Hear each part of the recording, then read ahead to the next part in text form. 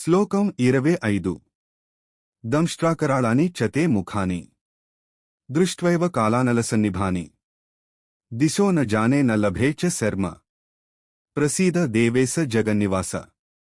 ప్రళయకాల అగ్నిని పోలి ఉన్నవి, భయంకరమైన కోరలతో కూడినవి అయిన నీ ముఖాలను చూడగానే నాకు దిక్కులు తెలియడం లేదు, మతిభరమిస్తోంది, మనశ్శాంతి కలగడం లేదు. ఓ దేవాదిదేవా, జగత్తుకు ఆధారభూతుడవైనవాడా, నాపై అనుగ్రహం చూపు.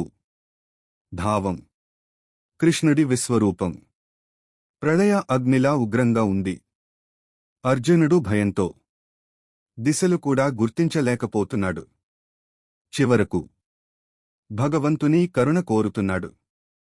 శ్లోకం 26 అమీ చత్వాం ధృతరాష్ట్రస్య పుత్రాః సర్వే సహైవావనిపాలసంఘే భీష్మో ద్రోణః సూతపుత్రస్తథాసౌ సహాస్మదీయేరపి యోధముఖ్యేః.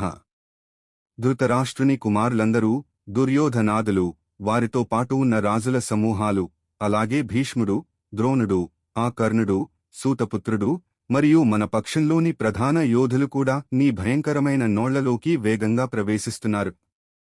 భావం: యుద్ధం ఇంకా మొదలవ్వకముందే జరగబోయే వినాశనాన్ని అర్జునుడు శ్రీకృష్ణునిలో చూస్తున్నాడు. భీష్మ, ద్రోణ, కర్ణుల వంటి మహావీరులు కూడా కాలం అనే ప్రవాహంలో కొట్టుకుపోక తప్పదని, వారంతా భగవంతుని నోటిలో, మృత్యువులో చిక్కుకుంటున్నారని అర్జునుడు ప్రత్యక్షంగా చూసి ఆశ్చర్యపోతున్నాడు.